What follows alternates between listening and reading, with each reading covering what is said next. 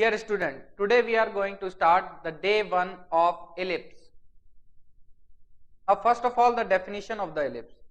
Now definition of the ellipse में हम लोग पढ़ रहे हैं an ellipse is the locus of a point which moves in a plane such that its distance from a fixed point that is focus is constant ratio from a fixed line that is directrix. This ratio is called eccentricity of the ellipse and denoted by E. Now in the case of ellipse जैसे कि हम लोग बोल रहे हैं E की value कैसी होगी लेस देन 1 होती है, तो हमने एक यहाँ पर एलिप्स कंस्ट्रक्ट किया हुआ है जिसकी एक्सिस कोऑर्डिनेट एक्सिस है। यहाँ पर आप देखें इस एलिप्स की एक्सिस यानी ए डैश एक्सिस को बोलेंगे मेजर एक्सिस और बी डैश को बोलेंगे माइनर एक्सिस। तो ए डैश और बी डैश क्लियरली आपकी एक्स एक्सिस और वाई एक्सिस पर रिस्पेक्टिवली लाई कर रही हैं। तो ऐसे एलिप्स को हम बोलते हैं जिसकी एक्सिस कोऑर्डिनेट एक्सिस के अलॉन्ग होती है। ऐसी इलिप्स की इक्वेशन को हम बोलते हैं standard equation of the ellipse. तो हम सबसे पहले एक स्टैंडर्ड इलिप्स की इक्वेशन को ड्राइव करने जा रहे हैं। तो सबसे पहले देखिए हमने एक पॉइंट P लिया है और क्या क्या है उसको टर्म आपको जानने की जरूरत है। इलिप्स के केस में सेंटर आप ये देख सकते हैं, सेंटर के कोऑर्डिनेट आप देखेंगे 0 0। ये इलिप्स के दो फोकस हैं S और S डैश। S के कोऑर्डिनेट होते हैं AE, 0 और S डैश के कोऑर्डिनेट होंगे -AE, 0। नाउ दिस B और B dash are the minor axis point. तो 0, B and 0, -B। This point is A and this point is A dash. तो this point becomes A, 0 and this is -A, 0। Now a point P हमने ले लिया XY जिसके coordinate हैं एक ellipse पर। अब ये देखिए हम इसकी इक्वेशन को कैसे ड्राइव करने जा रहे हैं। ये इसकी इलिप्स की दो डायरेक्ट्रिक्स हो गई जो कि y एक्सिस के पैरेलल हैं। इस केस में देखिए इसकी इक्वेशन हो जाएगी x = a/e और इस डायरेक्ट्रिक्स इक्वेशन हो जाएगी x = -a/e। Now standard equation of the ellipse, इसको हम डेरिवेशन देखते हैं। द फोकस इज AE, 0 और आपने एक परपेंडिकुलर डाला है P से, परपेंडिकुलर आपने डाला है इस लाइन पर जिसको आप PM कह रहे हैं।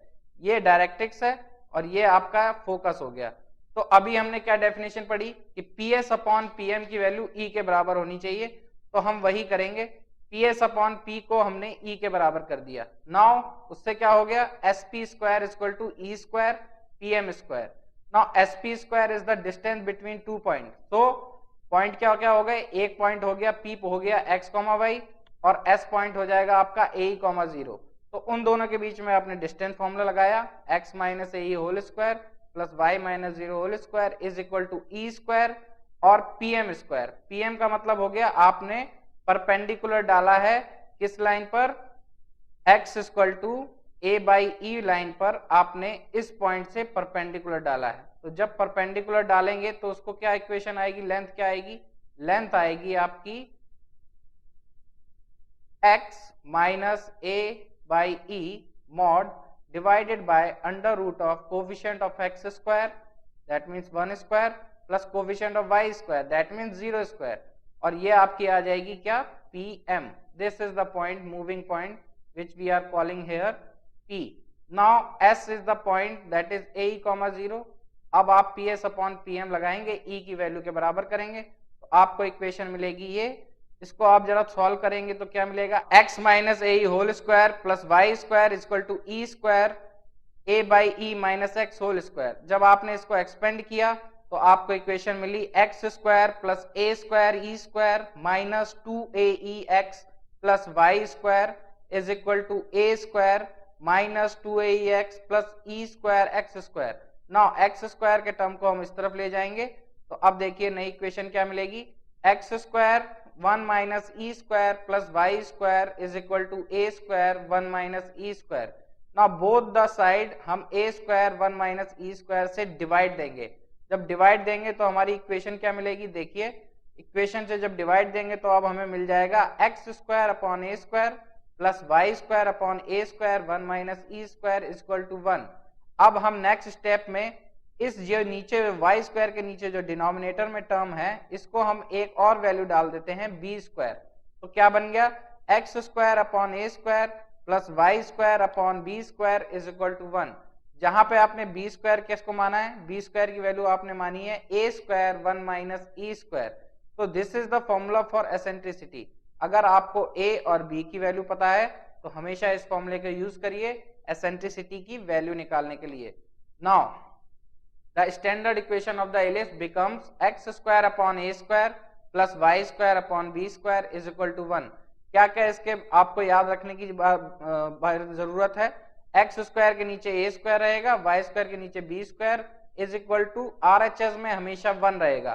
तो this is the standard equation of the ellipse where AA dash and BB dash are called major and minor axis। AA dash को हम क्या कहेंगे? मेजर एक्सिस, और BB dash को क्या कहेंगे? Minor axis. देखिए इस केस में अगर आप फिगर पे जाएं तो आपको क्या दिख रहा है कि AA dash दैट मीन्स ये जो लेंथ है AA dash ये हमेशा बड़ी होगी और ये लेंथ छोटी है। इसका मतलब ये मेजर एक्सिस हो गई, AA dash एक मेजर एक्सिस हो गई और BB डैश को माइनर एक्सिस आप कहेंगे। नाउ बैक टू द, हम उसी टॉपिक पे वापस जाते हैं। स्टैंडर्ड इक्वेशन हमने ले ली थी इलिप्स की, वो आई थी x square upon a square plus y square upon b square equal to 1। Here a is greater than 1। जब भी आप फ्लैट इलिप्स बनाएंगे तो उस केस में हमेशा ये मानेंगे कि एक्स एक्सिस के नीचे जो टर्म है उसकी वैल्यू बड़ी है। ये पॉइंट a, 0 था, इसको बोल रहे थे a, और ये पॉइंट माइनस a, 0 था, इसको बोल रहे थे a डैश। नाउ ये पॉइंट आपका b बोल रहे थे, इसके कोऑर्डिनेट थे 0, b, और इस पॉइंट को आप बोल रहे थे 0, -b। नाउ आप क्लियरली देख सकते हैं a डैश को क्या बोल रहे हैं यहाँ पर? मेजर एक्सिस, और bb डैश को क्या बोला जा रहा है? Minor axis. ये टर्म्स हैं रिलेटेड टू इलिप्स। तो ये माइनर एक्सिस आपकी हो गई। अब जरा मेजर एक्सिस की लेंथ देखिए, लेंथ ऑफ मेजर एक्सिस। तो मेजर एक्सिस की लेंथ कितनी होगी? जिसको कि आप बोलेंगे a dash, and that is equal to, आप क्लियरली देख सकते हैं ये पॉइंट 0, 0 है, तो a डिस्टेंस आप उस तरफ गए हैं और a ही डिस्टेंस आप इस तरफ गए हैं, तो ये पूरी लेंथ कितनी हो जाएगी? 2a। Now length of minor axis जिसको कि आप बोलेंगे bb डैश, तो ये कितनी हो जाएगी? bb डैश की लेंथ आप फिर से इस फिगर में देखिए, ऊपर गए हैं आप b डिस्टेंस, क्योंकि इस पॉइंट के कोऑर्डिनेट 0, b हैं। आपको पता है कि y एक्सिस पे कोई भी पॉइंट होता है तो 0, b टाइप का होगा, और x एक्सिस पे कोई भी पॉइंट होगा a, 0 टाइप का होता है। तो ये पॉइंट हो गया 0, b, और ये पॉइंट हो गया 0, -c। नाउ डिस्टेंस कितनी हो गई? ये डिस्टेंस हो गई आपकी b, और ये भी डिस्टेंस आपकी b हो गई। तो टोटल लेंथ कितनी हो गई? 2b। नाउ जनरल इक्वेशन हम इलिप्स की कैसे निकालेंगे? जनरल इक्वेशन देखिए, सर्किल में आपने पढ़ा था जनरल इक्वेशन निकालने के लिए सर्किल में आपको दो चीजें चाहिए होती थी, या तो आपको उसका सेंटर और रेडियस दोनों आपको दी जाएगी तभी आप उसकी जनरल इक्वेशन निकाल सकते हैं, या फिर किसी भी तरह से हम सेंटर और रेडियस निकालने की कोशिश करेंगे। पैराबोला में आपने क्या पढ़ा था? कॉनिक सेक्शन में सब में ये होता है, आपको एक डायरेक्ट्रिक्स पता होनी चाहिए और एक फोकस पता होना चाहिए। तो इस केस में हम फिर से क्या ले रहे हैं? एक हमें फोकस दिया गया है h के, और डायरेक्ट्रिक्स एक जनरल स्ट्रेट लाइन को दे दी lx + my + n = 0, और एसेंट्रिसिटी बता दी कि E है। तो हम क्या करेंगे? मान लीजिए आप हर बार ये फिगर थोड़ा रफ में कंस्ट्रक्ट करें, एट द स्टार्टिंग बिगनिंग में आपको ये करना चाहिए। और मान लीजिए ये पॉइंट कोई भी पॉइंट है h, k। नाउ ये आपकी कोई स्ट्रेट लाइन हो गई, जनरल पॉइंट है इसलिए कोऑर्डिनेट x, y ले लिए। इस स्ट्रेट लाइन पे आपने परपेंडिकुलर डाला, जो जिसकी इक्वेशन है lx + my + n = 0, और इस पॉइंट को आपने ज्वाइन किया। फिक्स पॉइंट को हमेशा क्या कहते हैं कॉनिक सेक्शन में? फोकस। और फिक्स लाइन को क्या कहते हैं? दैट मीन्स ये दोनों चीजें फिक्स है, दे आर नॉट मूविंग। ये आपकी हो गई फिक्स लाइन। तो फिक्स लाइन को क्या कहते थे? डायरेक्ट्रिक्स। नाउ अब हम इलिप्स की डेफिनेशन लगाएंगे। इलिप्स की डेफिनेशन क्या होती है? PS, that means distance between two points. तो इन दोनों पॉइंट के बीच का डिस्टेंस कितना आएगा? x - h whole square plus y - k whole square, and PM means कि आपने इस पॉइंट से इस स्ट्रेट लाइन पे परपेंडिकुलर डाला है उसकी लेंथ। तो PM का मतलब क्या हो गया? किसी भी पॉइंट से जब परपेंडिकुलर डालते हैं तो उस पॉइंट को स्ट्रेट लाइन पे सेटिस्फाई करा देते हैं। तो जब सेटिस्फाई कराएंगे तो क्या मिलेगा? lx + my प्लस एन, याद रखें मॉड लें क्योंकि ये डिस्टेंस नेगेटिव नहीं होगा, और डिवाइड में किससे करते हैं, कोफिशिएंट ऑफ x का square that means l square plus coefficient of y square that means m square. तो ये आपकी PS और PM लेंथ आ गई। नाउ आप जानते हैं कि कॉनिक सेक्शन की डेफिनेशन क्या होती है, PS upon PM equal to E, that means PS square is equal to E square PM square. Now इसकी वैल्यू रखने पे क्या मिलेगा, x minus h whole square plus y minus k whole square is equal to e square, और pm square का means lx plus my plus n whole square divided by under root अब हट जाएगा तो वैल्यू आ जाएगी आपकी l square plus m square. तो this is the general equation of the ellipse जिसका फोकस क्या है, फोकस यानी फिक्स पॉइंट, तो फोकस क्या हो गया h कॉमा के, और इसकी डायरेक्ट्रिक्स क्या हो गई, डायरेक्ट्रिक्स आप देख सकते हैं फिक्स लाइन जो कि हो गई lx plus my plus n is equal to 0। तो डायरेक्ट्रिक्स और फोकस अगर आपको पता है तो आप एक भी कोई भी जनरल पॉइंट ले लीजिए और इसी तरीके से उसकी इक्वेशन निकाल दीजिए। तो हर बार यही करेंगे और आपको एलिप्स, हाइपरबोला, पैराबोला सारी इक्वेशंस पता चल जाएंगी। याद रहे पैराबोला के केस में PS अपॉन PM की वैल्यू 1 होती थी, दैट मींस एसेंट्रिसिटी उस कॉनिक सेक्शन की 1 होती है।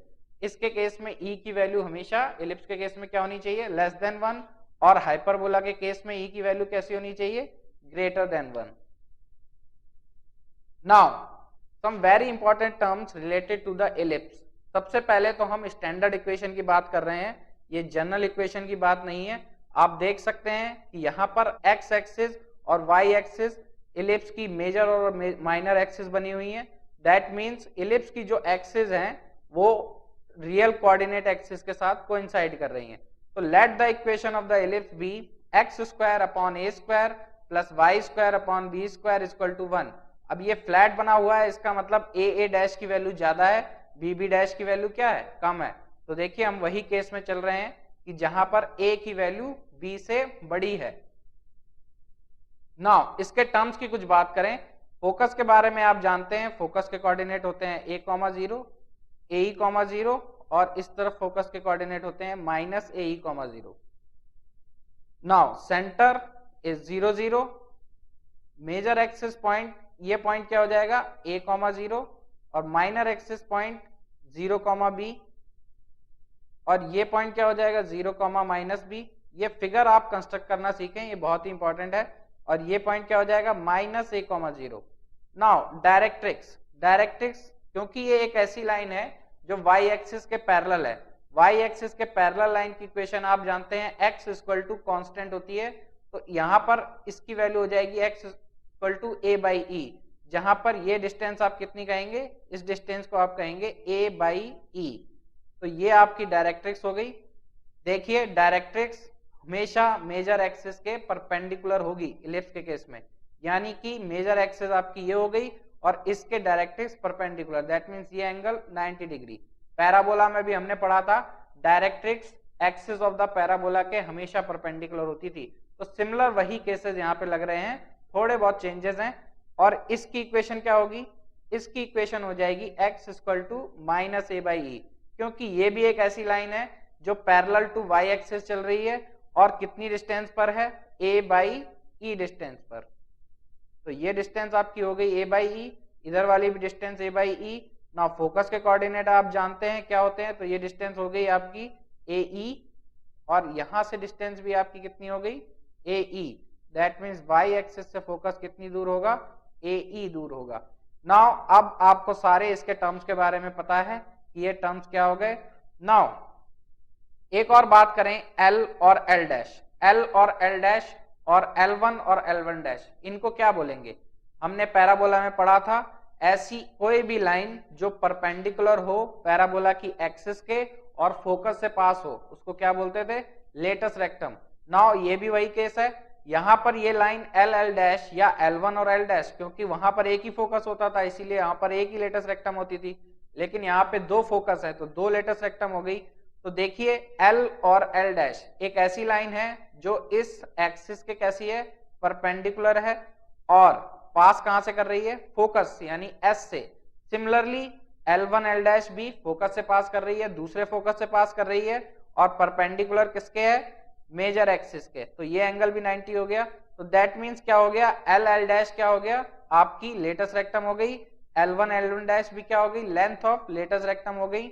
Now double ordinate, double ordinate के बारे में हमने पढ़ा था, याद करिए, पैराबोला में कोई भी लाइन जो एक्सिस ऑफ द पैराबोला के परपेंडिकुलर हो, जरूरी नहीं है कि वो फोकस से पास हो, अगर वो लाइन फोकस से पास कर रही होगी तो वो क्या हो जाएगी, latus rectum.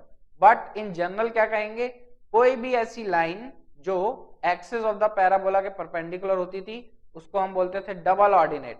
Now same is the case in ellipse, ellipse के केस में भी आप कहेंगे कोई भी लाइन जो मेजर एक्सिस के परपेंडिकुलर होगी is the double ordinate of the ellipse. तो P और P डैश को आप कह सकते हैं, क्योंकि ये परपेंडिकुलर है तो ये क्या हो गई, डबल ऑर्डिनेट। तो PP डैश को क्या बोलेंगे, double ordinate, because it is perpendicular to the axis और you can call the major axis of the ellipse. Now this is double ordinate. Now अब इसके टर्म्स की वन बाय वन बात करें। सबसे पहले सेंटर, तो सेंटर के बारे में आपने कॉनिक सेक्शन में पढ़ा है। सेंटर वो पॉइंट होता है जो all the chords of the conic section को बाइसेक्ट करता है। तो जरा देखिए क्या ये बाइसेक्ट कर रहा है। एक बहुत ही, अगर हम छोटा सा केस लें तो ये देखिए, ये आपने एलिप्स बनाया, ये आपका सेंटर, इसके कोऑर्डिनेट 0 0, तो कॉर्ड है, इसका मतलब इसको भी कॉर्ड ले सकते हैं कि नहीं। ए डैश को हमने कॉर्ड ले लिया, अगर ए डैश को आपने कॉर्ड लिया है तो ये पॉइंट आपका a,0 है और ये पॉइंट आपका -a,0 है। तो क्या C इन दोनों पॉइंट का मिड पॉइंट है? तो मिड पॉइंट फॉर्मूले से आप देखेंगे कि C is the mid point of these two point, that means A and A dash. तो कहेंगे क्या, C is the mid point of A and A dash. तो क्या हो गया कि ये A डैश एक कॉर्ड हो गई और C उसको क्या कर रहा है, बाइसेक्ट कर रहा है। नाउ फोकाई, पैराबोला के केस में एक फोकाई होता था, इसके केस में कितने फोकाई हैं, दो फोकाई हैं। Here S and S dash are called the foci of the ellipse and their coordinates are AE,0 and -AE,0 respectively.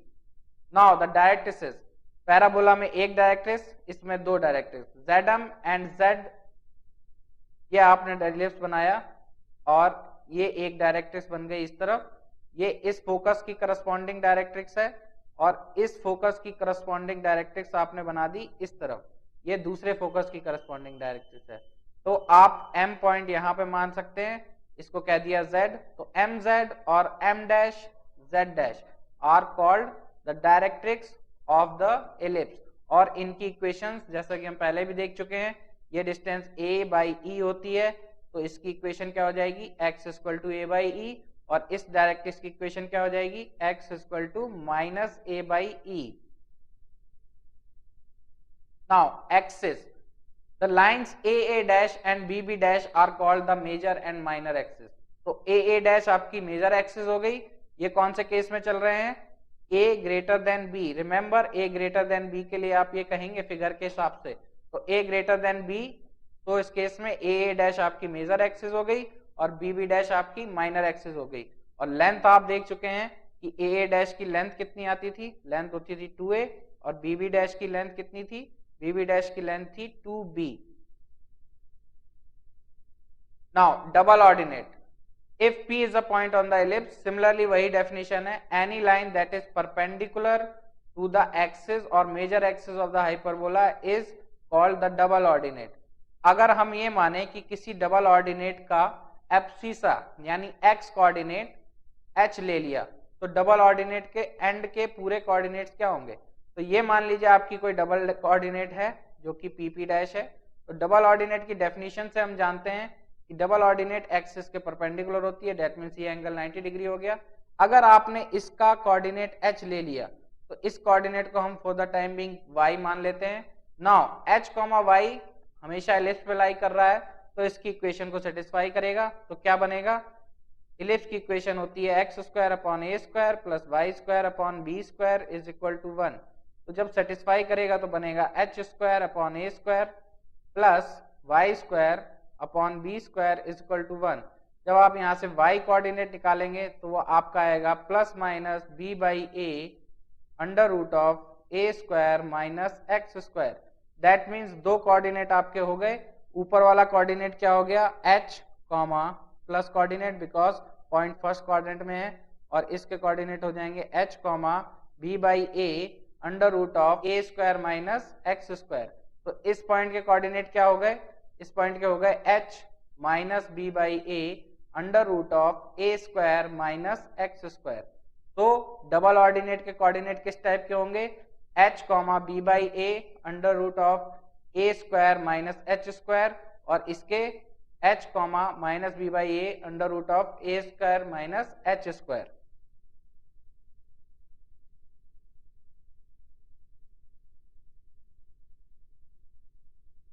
Now the latus rectum.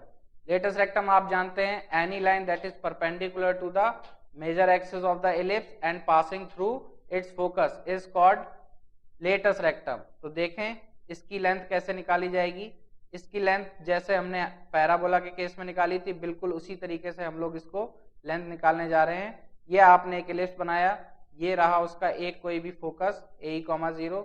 Now equation आप जानते हैं, a ग्रेटर देन b का case लिया है, flat ellipse है, that means a greater than b, और equation आपकी हो गई x square upon a square plus y square upon b square is equal to 1। Now ये लाइन आपकी हो गई एल एल डैश। तो हम मान लेते हैं कि ये पॉइंट कुछ n पॉइंट है, और इस पॉइंट के कोऑर्डिनेट हमने माने क्या हो जाएंगे, अब x में a ही चलेंगे और y में हम मान लेते हैं कि k चले। दैट मीन्स ये डिस्टेंस आपकी हो गई k, और सिमिलरली बिकॉज इलिप्स सिमेट्रिकल होता है तो ये डिस्टेंस भी आपकी हो जाएगी k। तो इस पॉइंट के कोऑर्डिनेट क्या हो जाएंगे, ए कॉमा माइनस के। नाउ ए कॉमा ए जो एक पॉइंट है ये इलिप्स पे लाई कर रहा है, तो जब इलिप्स पे लाई कराएंगे तो क्या बनेगा, ये बनेगा a square e square upon a square plus a square upon b square is equal to 1। यहां से जब आप k की वैल्यू निकालेंगे यानी कि k स्क्वायर आपका हो जाएगा B square 1 minus E square. Now ellipse के केस में हमने एक डेफिनेशन पढ़ी थी कि बी स्क्वायर की वैल्यू होती है ए square 1 minus E square.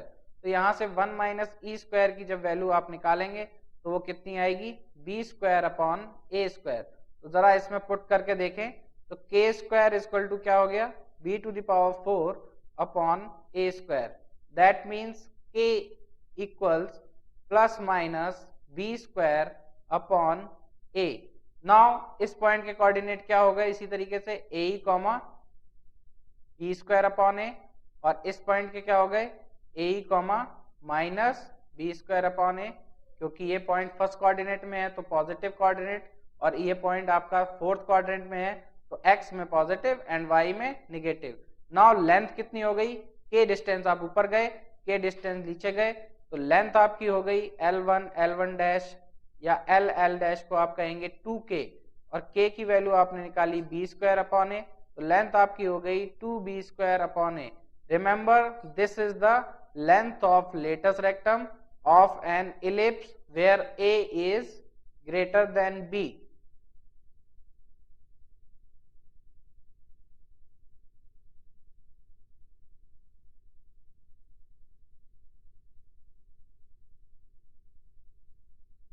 Now the end point of the latus rectum, जैसा कि आप देख रहे हैं दो आप लेटेस्ट रेक्टम खींच सकते हैं, उसके एंड पॉइंट क्या क्या होंगे। अभी आपने देखा फर्स्ट क्वाड्रेंट में पॉइंट आपका हो जाएगा ए comma b square upon a, second quadrant में आप फोकस पे आप जाएंगे तो माइनस ए कॉमा 0 होता है, और लेंथ तो सेम है क्योंकि सिमेट्रिकल है एलिप्स, तो इस पॉइंट के कोऑर्डिनेट आपके हो जाएंगे minus a comma b square upon a. Now this point के कोऑर्डिनेट क्या हो जाएंगे, minus a comma minus b square upon a, और इस पॉइंट के कोऑर्डिनेट क्योंकि फोर्थ क्वाड्रेंट में है देख भी चुके हैं हम, तो a comma minus b square upon a. तो चार एंड पॉइंट आपको मिलेंगे लेटेस्ट रेक्टम के, जिनके कोऑर्डिनेट्स क्या हो जाएंगे, फर्स्ट क्वाड्रेंट में है तो a comma b square upon a, second quadrant में है तो minus a comma b square upon a, third quadrant में है तो minus a comma minus b square upon a, fourth quadrant में है तो a comma minus b square upon a. So these are the end point of the latus rectum. Now the seventh point is focal chord. Now what is a focal chord? Any chord that is passing through the focus is called the focal chord. तो किसी भी आप कोई भी, जैसे ellipse के case में ले लें, ये आपका एलिप्स बन गया, कोई भी कॉर्ड हो जो फोकस से पास करनी चाहिए बस, तो ये आपका हो गया ए कॉमा 0। तो हम क्या कह सकते हैं कि पी पी डैश इस केस में क्या हो गई, फोकल कॉर्ड हो गई। तो लेटस रेक्टम भी एक तरह से फोकली कॉर्ड हुई, तो लेटस रेक्टम भी फोकल कॉर्ड हो गई, क्योंकि लेटस रेक्टम भी कहां से पास करती है, फोकस से। नाउ वर्टाइसिस, वर्टाइसिस आपने कॉनिक सेक्शन में पढ़ा था। वर्टाइसिस किसी भी कॉनिक का वो पॉइंट होता है जहां पर वो अपनी एक्सिस को कट करता है। तो इलिप्स के केस में आप देखें, इलिप्स अपनी एक्सिस को कहां कहां कट कर रहा है। ये इलिप्स की एक्सिस हो गई ए डैश और बी बी डैश, ये point a dash, this is b and b dash. Coordinate आपने देखे हैं, कोऑर्डिनेट क्या होने चाहिए, a, 0 और -a, 0। इस पॉइंट के कोऑर्डिनेट 0, b और 0, -b। तो ये इलिप्स अपनी एक्सिस को कहां कट कर रहा है, एक तो a पॉइंट पर, एक a डैश पर, एक b पॉइंट और एक b डैश पॉइंट। तो a dash and b dash are called the vertices.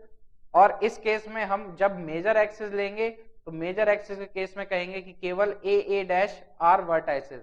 जब ellipse b greater than a बनेगा तो हम कहेंगे कि b डैश उसके वर्टाइसेस हो जाएंगे, क्योंकि उस केस में, तो आप ये समझिए कि इलिप्स के केस में, इलिप्स जहां भी मेजर एक्सिस को कट करता है उस पॉइंट को बोलते हैं वर्टाइसेस ऑफ द इलिप्स। तो इस केस में वर्टाइसेस क्या हो गए, मेजर एक्सिस को कहां कहां कट कर रहा है, ए पॉइंट पर और ए डैश पॉइंट पर।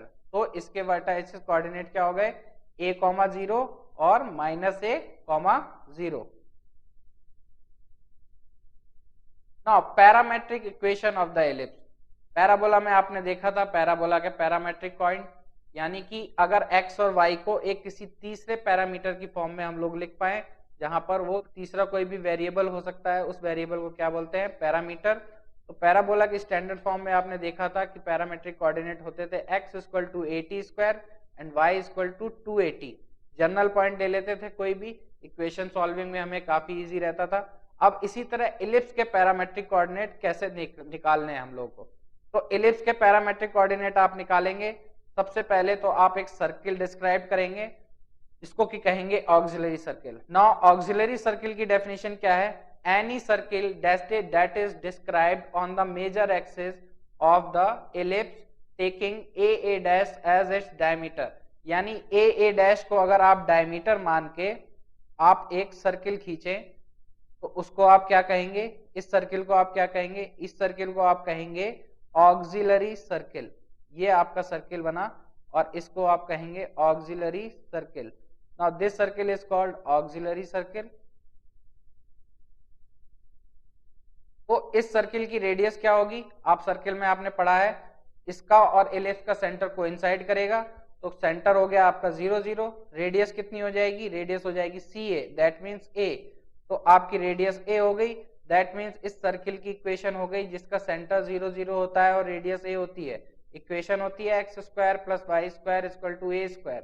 दैट मींस इस सर्किल की इक्वेशन जो ऑक्सिलरी सर्किल है उसकी इक्वेशन हो गई x² + y² = a²। नाउ एक आपने सर्किल डिस्क्राइब कर दिया, उसके बाद आपने एक सर्किल पे पॉइंट लिया Q, कोई भी जनरल पॉइंट जिसको आपने मीट किया सेंटर से। तो ये जो लाइन है CQ, माना कि ये x एक्सिस के साथ फाई एंगल बना रही है। अगर ये x एक्सिस के साथ फाई एंगल बना रही है तो C फाई हमारा क्या हो गया, पैरामीटर हो गया, और जिसको एसेंट्रिक एंगल भी बोलते हैं। अब कंस्ट्रक्शन कैसे किया, Q आपने पॉइंट लिया, CQ लाइन को ज्वाइन किया, इस एंगल को आपने फाई कह दिया, फिर आपने Q पॉइंट से इस पॉइंट तक परपेंडिकुलर डाला, that means CA point perpendicular डाला, ये लेंथ, ये एंगल आपका हो गया 90 डिग्री। और ये जो पॉइंट मिला ये इलिप्स पे जो इंटरसेक्शन पॉइंट मिला, इस पॉइंट के हमें कोऑर्डिनेट निकालने हैं। तो देखिए कोई भी पॉइंट नाउ हम सर्किल की इक्वेशन से जानते हैं कि इस पॉइंट के अगर सर्किल पे आप पैरामेट्रिक कोऑर्डिनेट कहें तो क्या कहेंगे, a cos phi और a sin phi। नाउ अगर a cos phi a sin phi इस सर्किल के पैरामेट्रिक कोऑर्डिनेट है और q से आपने एक परपेंडिकुलर डाला है qn, तो इस p पॉइंट का एब्सिसा भी a cos phi होना चाहिए, क्योंकि ये लाइन जो है आपने पैरेलल टू y एक्सिस खींची है, तो इसका एब्सिसा क्या हो गया, p पॉइंट का एब्सिसा हो गया a cos phi। हम मान लेते हैं कि ऑर्डिनेट हमें नहीं पता है तो y हमने मान लिया। नाउ अब ये पॉइंट p क्योंकि इलिप्स पे लाई कर रहा है तो ये इलिप्स की इक्वेशन को सेटिस्फाई करेगा। तो जब हमने सेटिस्फाई कराया तो देखिए क्या मिला, a square cos square phi divided by a square plus y square upon b square is equal to 1।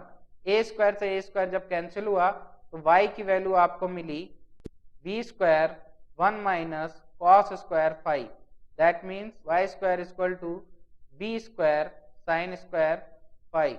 That means y के आपको दो कोऑर्डिनेट मिले plus minus b sine phi, but क्योंकि पॉइंट फर्स्ट कोऑर्डिनेट में लाई कर रहा है इसीलिए हमने इसको क्या ले लिया, अब हमारे कोऑर्डिनेट क्या आ गए, a cos phi b sine phi. तो इलिप्स के हमने कोऑर्डिनेट निकाले parametric coordinate a cos phi b sine phi, where phi is the parameter और इसको हम क्या बोलते हैं, eccentric angle of the ellipse. Now x की वैल्यू आपकी कितनी हो गई, कोई भी पॉइंट अगर आप जनरल लेंगे इलिप्स पे तो क्या लेंगे, a cos फाई और y कितना लेंगे, b साइन फाई। आप इस तरह से भी देख सकते हैं कि ये पॉइंट इलिप्स को सेटिस्फाई कर रहे हैं, क्योंकि इसी से हमने निकाला है तो सेटिस्फाई भी करेगा।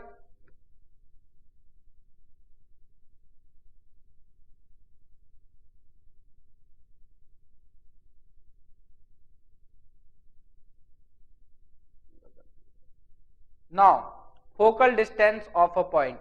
Now focal distance of a point क्या होती है, किसी भी पॉइंट जनरल पॉइंट को अगर आपने इलिप्स पे लिया, जैसे इस केस में आप ले लें x, y कोई भी जनरल पॉइंट, उसको आपने फोकस से मीट किया तो ये फोकल रेडियाई या पीएस को क्या कहेंगे आप, फोकल डिस्टेंस। ये आपकी हो गई फोकल डिस्टेंस। क्योंकि दो फोकस होते हैं तो दूसरे फोकस से जब आप ज्वाइन करेंगे तो इसको भी क्या बोलेंगे, फोकल डिस्टेंस। तो एक पॉइंट के दो फोकल डिस्टेंस हो सकते हैं, जैसा कि आप देख रहे हैं PS एंड PS डैश। अब हम इन दोनों की वैल्यू निकालेंगे। तो सबसे पहले PS को निकाले हैं वैल्यू, तो PS की वैल्यू निकालने के लिए हम क्या करेंगे, PS को हम क्या लिख सकते हैं, इलिप्स की डेफिनेशन से PS को हम लिख सकते हैं E टाइम्स PM।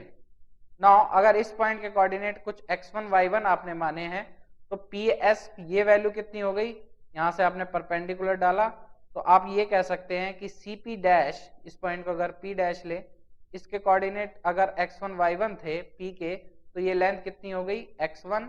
नाउ ये लेंथ आप जानते हैं कितनी होती है, a by e, because directrix की इक्वेशन ही पता है हमें, x equal to a by e होती है। तो अब आपको निकालना है PM। नाउ PM को आप सेंटर से अगर ब्रेक करें तो आप क्या लिख सकते हैं, PM को आप इक्वल टू लिख सकते हैं P डैश Z। देखिए PM को आपने इक्वेट कर दिया P डैश Z के, और P डैश Z को आप क्या लिख सकते हैं, P डैश Z को आप लिख सकते हैं A by E minus x1। Now E का जब अंदर आप मल्टीप्लाइड कराएंगे तो क्या आएगा, A minus E x1। Now PS की वैल्यू तो आपकी हो गई A माइनस ई x1। इसी तरह जब PS निकालेंगे PS डैश, तो PS डैश को आप क्या लिख सकते हैं, E टाइम्स PM डैश। अब इस डायरेक्ट्रिक्स पे, इस फोकस की जो करस्पॉन्डिंग डायरेक्ट्रिक्स है आप उस पर परपेंडिकुलर डालेंगे, तो PS की S डैश की value E times PM dash हो गई। ना अभी हमने PS निकाला तो PS की वैल्यू हमारी आई A minus E x1। Now इस पॉइंट की दूसरे फोकस से डिस्टेंस निकाल रहे हैं जिसको कि क्या कहेंगे, PS डैश। तो PS डैश अब दूसरे फोकस से डिस्टेंस निकाल रहे हैं, यानी कि आप परपेंडिकुलर आप दूसरी उसकी करस्पॉन्डिंग डायरेक्ट्रिक्स पे डालेंगे। करस्पॉन्डिंग डायरेक्ट्रिक्स इसकी कौन सी थी, ZM डैश। तो Z डैश M डैश पे जब आपने परपेंडिकुलर डाला तो PS डैश को आप क्या लिखेंगे, E times PM dash. Now PM dash को आप फिर से सेंटर से ब्रेक करें तो आप इसे लिख सकते हैं CP dash plus CZ dash. देखिए, और CP डैश की वैल्यू हम क्या लिख रहे हैं, x1, क्योंकि ये x1 लेंथ है, और CZ डैश को क्या बोलेंगे, C से Z डैश की डिस्टेंस यानी A बाई ई अगेन। तो ये भी डिस्टेंस आपकी A बाई ई हो गई। तो यहाँ पर क्या आ जाएगा a by E. Now e का जब आप अंदर मल्टीप्लाइड कराएंगे तो ये आएगा ex1 प्लस a। तो दो फोकस से डिस्टेंस हमने निकाली, एक जो ps की वैल्यू आपने निकाली वो आपकी आई a माइनस ex1 और ps डैश यानी दूसरे फोकस से डिस्टेंस वो आई आपकी a प्लस ex1। आप मॉड ले लें क्योंकि डिस्टेंसेस नेगेटिव नहीं होती हैं, तो ये दोनों आपकी डिस्टेंसेस हो गई फोकल डिस्टेंसेस।